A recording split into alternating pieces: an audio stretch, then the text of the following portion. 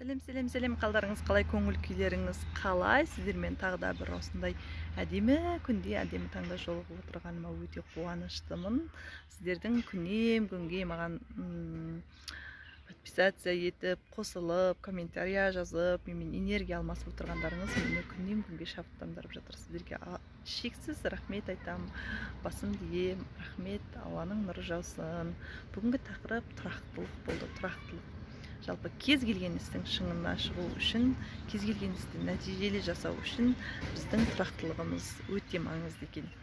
Кім жетістікке жеткен болса, сол адам өзінің сүйікті ісін тұрақты жасай алған адам. Сондықтан сізде де тұрақты болатын болсаңыз, өзіңіз сүйіп істейтін, сіздің қолыңыздан келетін, өзіңіз жақсы көретін ісіңізді тұрақты дамытатын болсаңыз, сіз сол істің, сол өнердің, сол жалпы жұмыстың ең мықты майталманын айланасыз. Тамшының өзі тасты тұрақтылығының арқасында теседі екен да. Тамшы жаңа тоқтамай тұрақты тамып тұрғаннан кейін ол тас өгіліп кетеді екен. Сіз ойлаңызшы, тамшының өзі сондай болатын болса, сіздің жасаған өзіңіздің соның ішінде сүйіп істейтін ісіңізді тұрақты жасайтын болсаңыз, сіздің нәтижеге жетпеуіңіз мүмкін емес. Біздің көп жағдайда жолда сынып бірдеңеге жете алмай,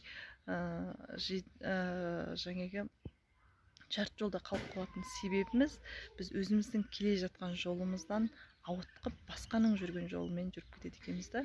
Өзгелер біреу жетістікке жеткен болса, сол қалай жетті екен деп біз бар зейінімізді басқалардың істеген ісінде жүреді екенбіз. Басқа, анау не істеді, мынау не істеді деп өзгелерге жалтақтап жүрген кезде өзіміздің жақсы көретін, өзіміздің сүйіп істейтін, біздің сүйікті ісімізден ажырап қалады екенбіз. Сол арқылы біз жаңағы не істеп жүргенімізді мүлде ұмытып кетеміз да. Ол анандай неге ұқсайды, бір үлкен жолда сіз келе жатасыз, ұзын жолда, и жан-жағындағы сүрлеуге, ана сүрлеуге бір түсіп, мына сүрлеуге бір түсіп жүріп, сіз біресе орға, біресе қырға, біресе қияға түсіп жүріп, сонымен шашылып қаласыз. Сондықтан өз жолыңыздан өзіңіз сүйіп істейтін, өзіңіз қалайтын, өзіңіздің ең жақсы көретін, жаныңыз қалайтын істі істейтін болсаңыз, міндетті түрде оның жетістігіне жетесіз. Сіз соның биігінде тұрасыз. Сіз соның қас шебері, нағыз майталманы, мықты маманына айналасыз. Ол деген мысал былай. Сіз егер мұғалім болатын болсаңыз, мұғалімдікті бір күн істеп, бір жыл істеп, қойшы мынаның айлығы аз, басқаға барайын дейтін болсаңыз, сіз айлық үшін, ақша үшін, сосын тағы бір жерде сіз опыт жинағанша, оны дамытқанша, тағы бір мамандықта оны сіз сырын білмейсіз, тағы шашыласыз. Бұ нүктесі оның қай жерге баратынын, оның жетістігі қай жерде екенін сіз білмейсіз. Сіз тағы да сол жолда қателіктер болуы мүмкін. Өйткені сіз білмейтін істерді жаңағы шамсыз қараңғы жолға түскенмен тең болады. Ал егер сіз өзіңіздің сүйіп істейтін ісіңізді, өзіңіздің жеттік білетін ісіңізді, сіздің жүрегіңіз, жаныңыз қалайтын істі істесеңіз, сіз білесіз да, оның жаңағы соңы қандай болатынын, оны сіз ләззатпен істейсіз, оны тоқтамай дамытатын болсаңыз, сонда сізден жетістікке жетпеу, сізден нәтиже шықпау мүмкін емес. Сондықтан айтқан болар едім, әрбір істі тұрақты түрде, аз-аздан болсын, тоқтамай істеңіздер. Кез келген дүние жарты жолда қалады, тоқтап қалғандығынан қалады.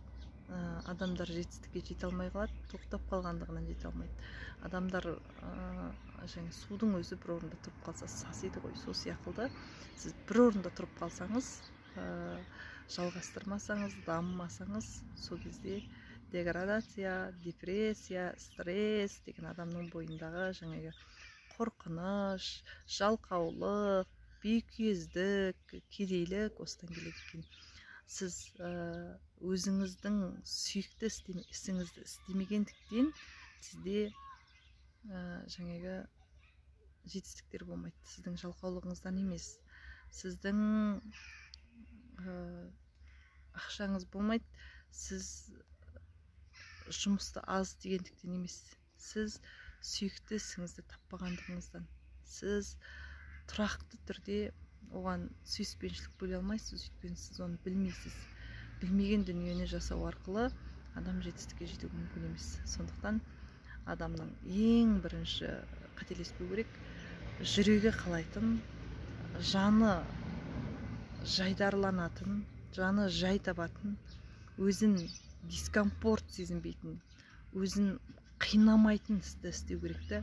Адам қолынан келетін істі, адам өзінің жасай алатын жұмысын шегіне дейін жеткізіп жасау керек.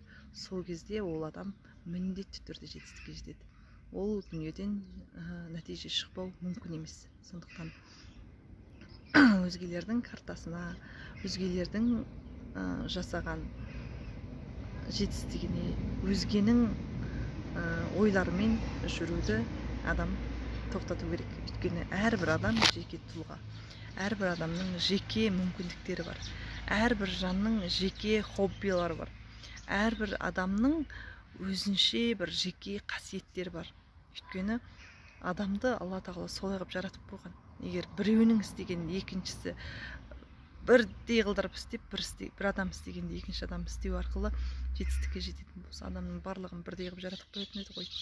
Адамды жеке біреуіне ұқсамайтын қылып жаратқан. Сондықтан Алла тағала білмеді ме? Білді, барлығын білді. Сондықтан Алла тағала әрбір адамды өзінше жеке қасиетке ие қылды. Әрбір жанды өзінше жеке мүмкіндіктер игере алатындығы мүмкіндік берді. Әрбір жанға жеке өзіне сай, өзіне тән мінез берді. Сол мінезге, сол индивидуалистқа, сол адамның қасиеттеріне сай әрбір адамның өзінің жетістігі, өзінің жүрген жолы, өзінің жеке бір мықты жетістіктері болу керек. Адамның даңғыл жолы болу керек. Сенің өзіңнің өзгеден бөлек, өзгеше бір даралығың болу керек. Осы даралық сені даралап тұрады да, сені тау тұлға етіп тұрады. Сен біреулердің жүріп жүрген жолында бір арнада жүре берсең, өлген балыққа ұқсайсың. Анау өлген балық қана әрбір судың арнасында ағып кете береді. Сондықтан сіз өзіңіздің жеке тұлға екеніңізді ешқашан ұмытпаңыз. Сіздің жетістігіңіз міндетті түрде болады. Өйткені сіз өзіңіз сүйіп істейтін істі тұрақты түрде істейтін кезде, тұрақтылық қана адамды жетістікке жеткізеді. Өйткені тұрып қалған су сасиды. Тұрып қалған дүние ол жетістік әкелмейді. Тұрып қалған, тоқтап қалған дүние адамды биікке шығармайды. Сондықтан тоқтамаңыз.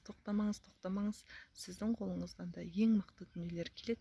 Сіздің қолыңыздан да ең мықты жақсы дүниелер туындата аласыз. Сіз ғана өзіңіздің жеке брендіңізді, өзіңіздің жеке тұлғалық ойларыңызды дамыта аласыз. Сізді шыңдау арқылы, өзіңізді тоқтатпай дамыту арқылы, өзіңіздің сүйікті ісіңізді биікке көтеру арқылы, арманыңызды алдамай, өзіңізбен мықты, тұрақты түрде жұмыс істеу арқылы өз жетістігіңіздің жемісін жей аласыз. Сондықтан іске сәт, тоқтамаңыз, сіздің қолыңыздан бәрі келеді.